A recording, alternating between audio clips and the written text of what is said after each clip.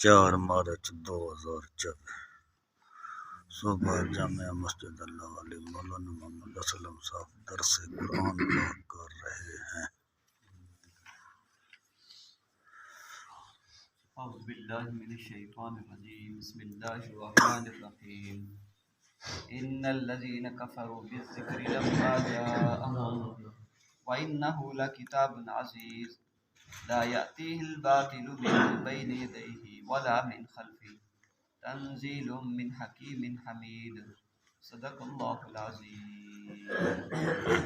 ان الذین کفروا، بے شک وہ لوگ منکر ہوئے، بالذکری، ذکر اور نصیحت کے، لما جاءہم، جب نصیحت ان کے پاس آ پہنچی، وَإِنَّهُ لَكِتَابٌ عَزِیز، بے شک وہ البتہ کتاب ہے وقت والی، لا یأتیہ الباطل من بین یدیہ ولا من خلفہ، باطل نہیں آ سکتا اس کے آگے سے، ولا من خلفہ، اور نہ پیچھے سے، تنزیل من حکیم حمید، یہ نازل کی ہوئی ہے اس ذات کی طرف سے جو حکمتوں والا ہے اور تعریفوں والا ہے۔ آپ کے سامنے یہ ایک آیت کریمہ تلاوت کرنے کی ساتھ حاصل کی ہے۔ اس سے پہلے جو آیت بینہ گزری ہیں ان آیات میں، اور خصوصاً پچھلی آیت کے اندر، اللہ تعالیٰ نے الحاد کی، کفر کے قسم کو بیان کیا، اور وہ کیا ہے؟ الحاد، کفر، الحاد۔ اور الحاد کی آپ کے سامنے دو قسمیں بیان کی۔ ایک یہ کہ الحاد، کفر یہ ہے کہ انسان علی الاعلان واضح طور پر انکار کرے قرآن اور سنت کا، اور دوسرا یہ ہے کہ وہ واضح تو قرآن اور سنت کا انکار نہیں کرتا، کیونکہ اگر وہ واضح طور پر قرآن اور سنت کا انکار کرے تو اس سے کیا ہو جائے؟ چور واضح پکڑا جائے۔ لیکن وہ کیا کرتا ہے؟ قرآن اور سنت کے جو معنی ہیں، جو مطالب ہیں، جو تفسیر ہے، اس کے اندر وہ اپنی طرف سے کوئی رائے پیش کرتا ہے، یا اس کی ایسی تفسیر کرتا ہے جو قرآن اور سنت کے منشا کے خلاف ہے۔ تو یہ بھی کیا ہے؟ ایک الحاد ہے، یہ بھی کفر اور الحاد ہے۔ تو عرض کیا آپ کے سامنے کل، یہ جو دور جا رہا ہے، قرآن کے انکار کرنے والا تو کوئی بھی آپ کو نظر نہیں آئے گا۔ ہر بندہ کہتا ہے میں قرآن کو مانتا ہوں، ہر کہتا ہے میں قرآن والا ہوں، ہر کہتا ہے میں حدیث کو مانتا ہوں۔ لیکن جو بیماری بڑی ہے وہ یہ ہے کہ قرآن کو انکار تو کوئی نہیں کرتا، لیکن جو معنی مطلب ہے اس کے اندر کیا کرتے ہیں؟ رد و بدل کر دیتے ہیں، تو اس کے اندر آ کر ڈنڈی مارتے ہیں۔ تو لوگ جو ہیں، عوام الناس تو سمجھتی نہیں ہے، لیکن جو علماء ہیں، علماء ربانیین ہیں، وہ تو ایک ایک بات کو سمجھتے ہیں۔ آج کی جو آیت کریمہ آپ کے سامنے تلاوت کی ہے، تو اس کے اندر اللہ تعالیٰ نے اسی مضمون کو بیان کیا، قرآن کی حفاظت کے اللہ تعالیٰ نے اجزاء کو بیان کیا کہ کس طریقے سے اللہ تعالیٰ نے قرآن کی حفاظت کی ہوئی ہے۔ باقی علماء یہ فرماتے ہیں کہ یہ جو پہلی آیت کریمہ تھی یہ مبدل منہ تھی، اور یہ جو ہے یہ اس کا بدل ہے۔ تو مبدل منہ اور بدل دونوں کا حکم ایک ہی ہوتا ہے، یعنی جو پہلا حکم تھا اسی کو اللہ تعالیٰ دوبارہ بیان فرما رہے ہیں، لیکن اس کا انداز اور تھا۔ اس کے اندر اللہ تعالیٰ نے کفر کی نشاندہی بیان کی ہے۔ اب اس کے اندر اللہ تعالیٰ، اب اس جو قرآن ہے اللہ تعالیٰ کا، یا جو اللہ تعالیٰ کا دین ہے، اس کی حفاظت کا اللہ تعالیٰ نے ذرائع اور سبب اللہ تعالیٰ نے بیان فرمائے ہیں۔ تو اب اللہ تعالیٰ یہ فرما رہے ہیں کہ ان الذین کفروا بالذکر، کہ بے شک وہ لوگ جو منکر ہوئے ذکر کے۔ اب ذکر سے مراد کیا ہے؟ تو علماء فرماتے ہیں کہ ذکر سے مراد نصیحت ہے، قرآن ہے۔ ذکر سے مراد کیا ہے؟ قرآن پاک ہے، کیونکہ اللہ تعالیٰ نے قرآن میں فرمایا کہ انا نحن نزلنا الذکر، کہ بے شک ہم نے ہی اس ذکر کو نازل کیا، وانا لہ لحافظون، اور بے شک ہم اس کی کیا ہیں؟ حفاظت کرنے والے ہیں۔ تو معلوم یہ ہوتا ہے کہ ذکر سے مراد یہاں پر کیا ہے؟ اللہ کا قرآن ہے۔ آگے اللہ نے فرمایا کہ وَإِنَّهُ لَكِتَابٌ عَزِیز، عزیز کا معنی ہوتا ہے زبردست، لیکن یہاں پر جو معنی اس کا ہے وہ ایک معنی اس کا بیان کیا گیا نادر، اور ایک اس کا معنی بیان کیا گیا وقت والی۔ کتاب کیا ہے؟ وقت والی۔ وَإِنَّهُ لَكِتَابٌ عَزِیز، بے شک یہ کتاب کیا؟ البتہ بڑی وقت والی ہے، یا بڑی نادر ہے۔ اللہ تعالیٰ نے اس کو بڑی وقت والی کتاب اور بڑی عظمت والی کتاب اللہ تعالیٰ نے اس قرآن مجید کو بنایا۔ اب اس کے بعد اگلی اس کا جز یہ ہے جو اللہ پاک نے فرمایا لا یأتیہ الباطل، باطل نہیں آ سکتا، اس پر باطل نہیں آ سکتا۔ اب باطل سے مراد کیا ہے؟ تو بعض علماء نے لکھا ہے کہ باطل سے مراد کیا ہے؟ شیطان ہے۔ باطل سے مراد کیا ہے؟ شیطان ہے۔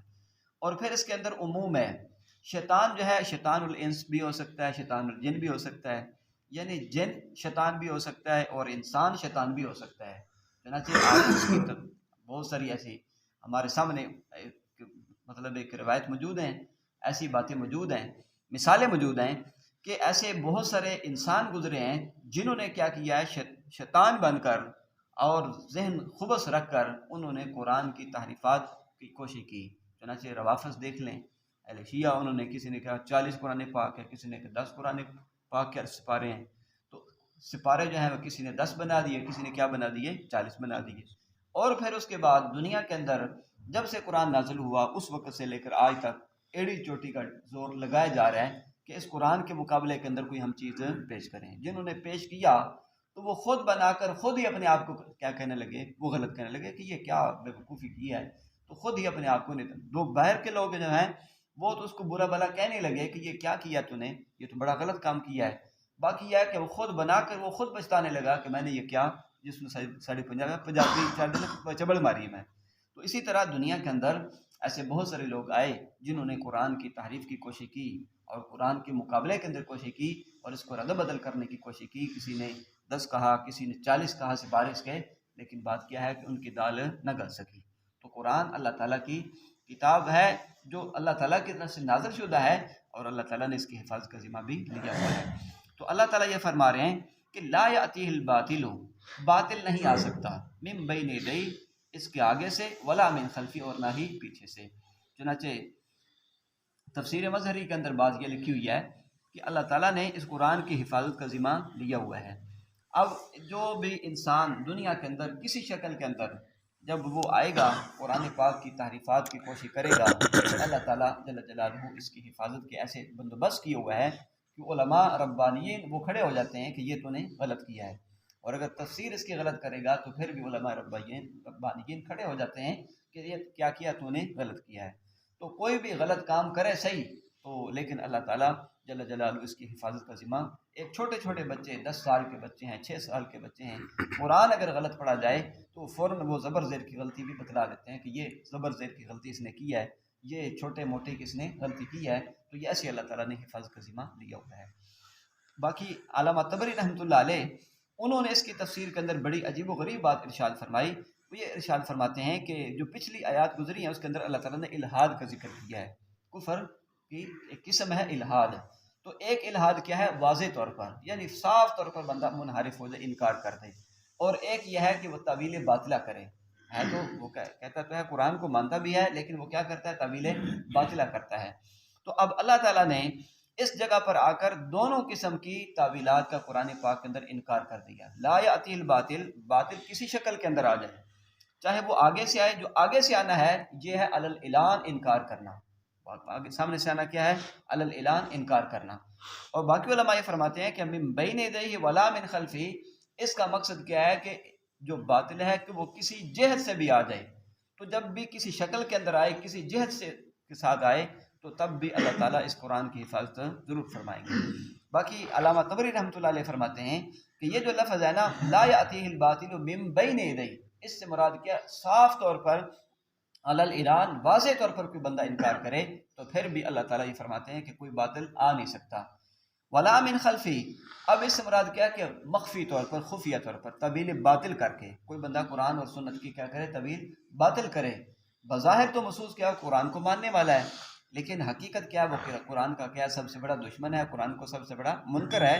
تو اللہ تعالیٰ یہ فرما رہے ہیں کہ اب باطل نہ تو واضح طور پر آ سکتا ہے اور نہ ہی چپ کے طور پر آ سکتا ہے، خفیہ طور پر آ سکتا ہے۔ جس شکل کے اندر بھی آئے گا تو اللہ تعالیٰ اس قرآن کی حفاظت ضرور فرمائیں گے۔ تو اس لیے اللہ تعالیٰ نے اس قرآن کی حفاظت کا ذمہ اپنی ذات کے ذمہ لیا ہوا ہے۔ تو جب بھی کوئی قرآن کا ترجمہ غلط کرے گا، قرآن غلط پڑھے گا، پہلے بات کیا ہے، قرآن غلط پڑھے گا، تو پھر اللہ تعالیٰ نے ایسے رجال پیدا کیے ہوئے ہیں جو انسان کو کہیں گے کہ تو نے غلط پڑھا ہے، اور اگر ترجمہ غلط کرے گا پھر بھی پکڑا جائے گا، اور اگر اس کی تفسیر، اس کی تشریح یہ غلط کرے گا، تفسیر اس کی غلط کرے گا، تو پھر بھی کیا جائے گا، پکڑا جائے گا۔ تو کسی صورت کے اندر بھی اس کو معافی نہیں ہے۔ وہ کوئی بھی اس کے اندر، جس کے دل کے اندر چھپا ہوا خبث وہ اس کا ظاہر ہو کر رہے گا، یہ نہیں ہو سکتا کہ وہ جناب چھپا رہے اور وہ جو چاہے کرتا رہے، ایسا معاملہ نہیں ہوگا۔ تو اللہ تعالیٰ یہ فرما رہے ہیں کہ لا یأتیہ الباطل، کہ باطل آ نہیں سکتا، من بین یدیہ، اس کے آگے سے، ولا من خلفی، اور نہ ہی پیچھے سے۔ آگے اللہ تعالیٰ نے فیصلہ ہی فرما دیا، وہ کیا ہے کہ تنزیل من حکیم حمید۔ کیوں نہیں آ سکتا؟ اس لیے کہ یہ قرآن نازل ہوا ہے ایسی ذات کی طرف سے جو کیا ہے بڑی حکمتوں والی ہے، بڑی حکمتوں والی ذات ہے۔ اس نے جو کچھ نازل کیا، جس انداز سے نازل کیا اور جس طریق سے اللہ تعالیٰ نے اس قرآن کی حفاظت کی ہے اور اس کے معنی مطالب کی حفاظت کی ہے، تو وہ کیا ہے اللہ تعالیٰ نے اپنی حکمت کے ساتھ سارا نظام بندوبست کر دیا۔ آگے اللہ تعالیٰ فرماتے ہیں حمید، وہ کیا ہے تعریفوں والا بھی ہے۔ وہ تعریف والا کیا اپنی ذات کے اعتبار سے بھی وہ تعریفوں والا ہے، اور اپنی صفات کے اعتبار سے بھی اللہ تعالیٰ کی ذات کیا ہے تعریفوں والی ہے۔ تو اللہ کی ذات اپنی ذات و صفات میں کیا ہے وہ ایسا یکتا ہے کہ ساری دنیا اس کی تعریف کے اندر لگی ہوئی ہے۔ اور اللہ تعالیٰ یہ قرآن میں فیصلہ فرما رہے ہیں کہ لو کان البحر مدادا لکلمات ربی لنفد البحر قبل ان تنفد کلمات ربی ولو جئنا بمثله مددا، کہ ساری دنیا اس کا پانی وہ سیاہی بن جائے اور ساری دنیا کی طرف وہ کلمے بن جائیں اور انسان سارے کے سارے لکھنا شروع کر دیں، تو اللہ تعالیٰ کی تعریف مکمل پوری نہیں ہو سکتی۔ اتنی اللہ تعالیٰ کی تعریف ہے، اتنی زیادہ اللہ تعالیٰ کی تعریف ہے۔ تو بہرحال اللہ تعالیٰ یہ فرما رہے ہیں کہ باطل کسی شکل کے اندر بھی قرآن کے اندر نہیں آ سکتا۔ اللہ تعالیٰ فرما رہے ہیں کہ ان الذین کفروا، بے شک وہ لوگ کفروا جو منکر ہوئے، بالذکری، ذکر کا، نصیحت کا، مراد کیا ہے قرآن پاک، قرآن کے جو بھی منکر ہوئے، لما جاءہم، جب نصیحت ان کے پاس آ پہنچی، نصیحت آ گئی، پھر اس کے بعد جو بھی انکار کرے گا، تو اللہ تعالیٰ فرماتے ہیں کہ وَإِنَّهُ لَكِتَابٌ عَزِيزٌ، بے شک یہ کتاب تو کیا بڑی وقت والی ہے، بڑی ہی نادر کتاب ہے۔ لا يأتيه الباطل، باطل نہیں آ سکتا، من بین یدی، اس کے آگے سے، ولا من خلفی، اور نہ پیچھے سے، تنزیل من حکیم حمید، یہ نازل ہوا ہے اس ذات کی طرف سے جو کیا بڑی حکمتوں والی ہے، بڑی تعریفوں والی ہے۔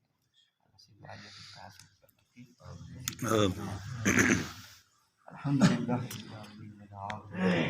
والصلاة والسلام علی سیدنا ربنا آتنا فی الدنیا حسنة وفی الآخرة حسنة ربنا هب لنا من ازواجنا وذرياتنا اللهم انا على ذکرک رب اغفر وارحمهما رب ارحمهما كما ربياني صغيرا اللهم انا نسألك العفو والعافية في الدنيا والآخرة توفنا مسلمين اللهم انا نسألك علما ورزقا شفاء من كل داء صلى الله عليه وسلم برحمة